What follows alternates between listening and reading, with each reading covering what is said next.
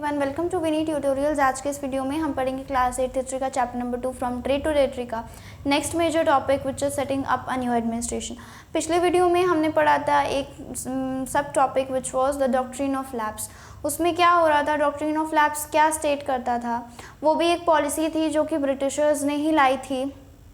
उस पॉलिसी में क्या होता था कि अगर कोई भी इंडियन किंग है, कोई भी इंडियन किंग का अगर नेचुरल मेल हायर नहीं रहा तो वो इंडियन किंगडम उसके बाद में किसी का नहीं रहेगा, वो सीधे कंपनी के अंडर में आ जाएगा। इस तरह इस पॉलिसी को अप्लाई करके नागपुर, सतारा, संबलपुर, उदयपुर, झांसी जैसे इंडियन स्टेट्स का एनेक्सेशन हुआ सिंपली इस पॉलिसी को अप्लाई करके। अब इंडियन टेरिटरीज़ पर तो कंपनी का जो रूल था वो एक्सपैंड होते ही जा रहा था। तो अब कंपनी क्या करती है, वो अपने तरीके से रूल करना चाहती है।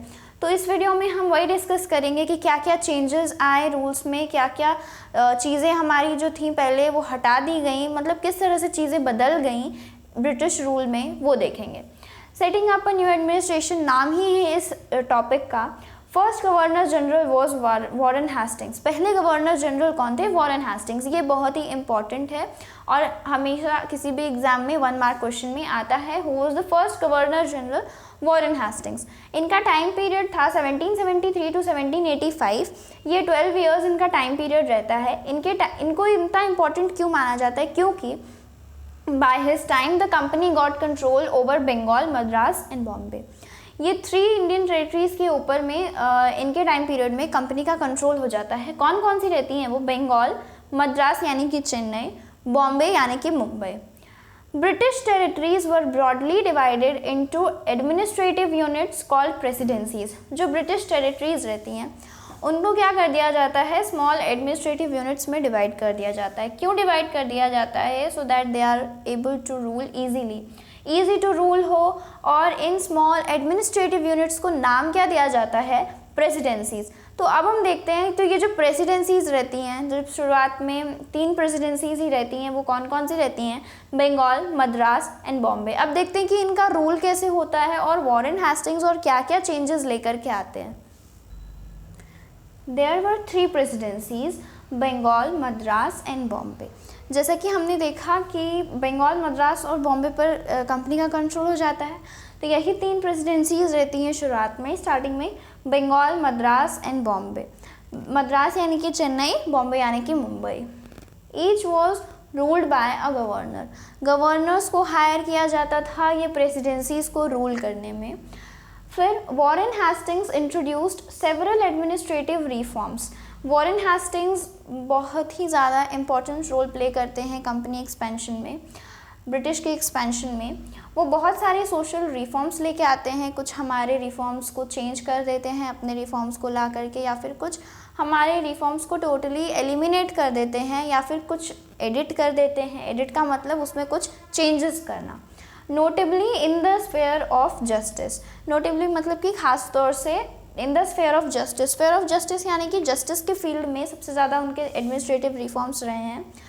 तो जब कंपनी का जो रूल रहता है वो एक्सपैंड होते जाता है, तो इस वीडियो में हम इस वाले टॉपिक में हम पढ़ेंगे कि जो कंपनी रहती है वो एक तो जस्टिस में चेंज लेके आती है, एक कंपनी आर्मी में चेंज लेके आती है। तो अब हम देख लेते हैं कि जो स्फेयर ऑफ जस्टिस बोल रहा है, यानी कि जो जस्टिस के फील्ड में जो चेंजेस थे वो क्या चेंजेस थे।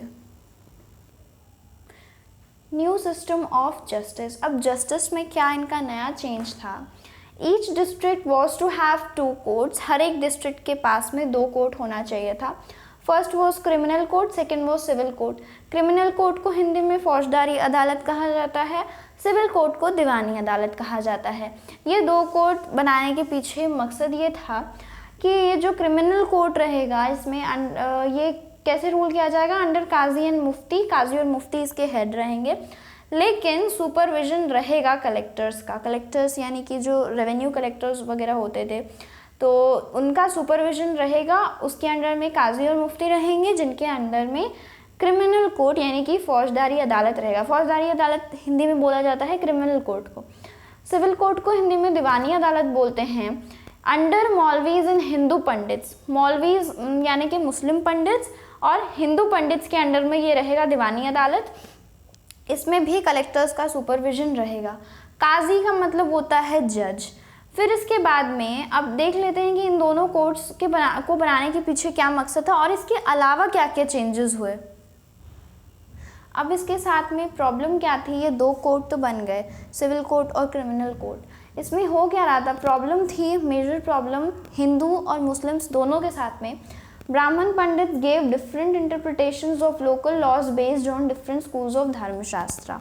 धर्मशास्त्र क्या होता है, Sanskrit text prescribing social rules and codes of behaviour. ये संस्कृत टेक्स्ट होते हैं, इसमें क्या लिखा होता है, सोशल रूल्स के बारे में लिखा होता है, एंड कोड्स ऑफ बिहेवियर यानी कि बिहेवियर कैसा होना चाहिए किसी भी इंसान का किसी भी दूसरे इंसान या जानवर के प्रति, ऐसा सब कुछ इस धर्मशास्त्र में लिखा होता था।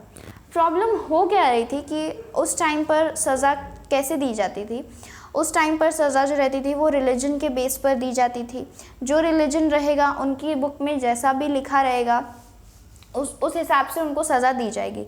तो हिंदूज़ के साथ में क्या हो रहा था कि जो ब्राह्मण पंडित रहते थे, नॉर्थ के ब्राह्मण पंडित कुछ और रूल बताएंगे, साउथ के ब्राह्मण पंडित कुछ और रूल बताएंगे, वेस्ट के कुछ और बताएंगे, ईस्ट के कुछ और बताएंगे। तो ब्रिटिशर्स सोचने लगते हैं कि इतने सारे रूल्स, इतनी सारी मतलब सज़ा कैसे हम याद कर पाएंगे कि इस एरिया में इस क्राइम की सज़ा ये होती है, इस रिलीजन में फिर उसके बाद में ईस्ट में किसी भी क्राइम की सज़ा ये होती है।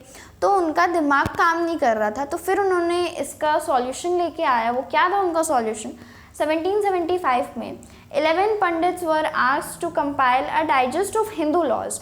11 पंडित को सिलेक्ट किया गया, शायद डिफरेंट एरिया से सिलेक्ट किया गया होगा, और उनको कहा गया कि आपके जितने भी इंटरप्रिटेशंस हैं, जितने भी थॉट्स हैं, उन सब की मतलब कि मिक्स करके, उन सब इंटरप्रिटेशंस को मिक्स करके एक डाइजेस्ट तैयार कीजिए जो कि हमारे लिए याद करना ईजी हो जाएगा। तो 11 pandits were asked to compile a digest of Hindu laws. तो 11 पंडित जो रहते हैं वो कंपाइल करके एक हिंदू लॉज की एक अच्छी सी डाइजेस्ट तैयार कर देते हैं। उनके लिए भी आसान हो गया, उसी एक ही बुक को पढ़ लेना है और फिर उसके हिसाब से सबको सज़ा देनी है। NB Hallett translated it into English. अब ये तो हिंदी या संस्कृत में लिखे होंगे, इसको इंग्लिश में ट्रांसलेट कौन किया, NB Hallett। ये भी 1 मार्क का क्वेश्चन हो सकता है। अब मुस्लिम्स के साथ भी यही प्रॉब्लम रहती है कि कुछ मौलवीज़ रहते हैं, कुछ और सज़ा बताते हैं, कुछ और सज़ा बताते हैं। तो वो भी क्या करते हैं, उनके साथ भी यही होता है। उनका सॉल्यूशन भी सेम प्रॉब्लम रहती है, सॉल्यूशन भी उनका सेम ही निकल के आता है। उनके लिए भी एक मुस्लिम कोड निकाल दिया गया। आज की वीडियो के लिए बस इतना ही। मिलेंगे नेक्स्ट वीडियो में, वहाँ पर हम पढ़ेंगे द कंपनी आर्मी। इस वीडियो में तो हमने पूरा डिस्कस कर लिया कि जस्टिस में क्या क्या चेंजेस आए। वहाँ पर हम डिस्कस करेंगे कि हमारी कंपनी आर्मी में क्या क्या चेंजेस आए, क्या क्या चीज़ें उसमें चेंज हो गई। Feel free to ask in the comment section if there is any doubt. Please like, share and subscribe to my channel. Thank you very much.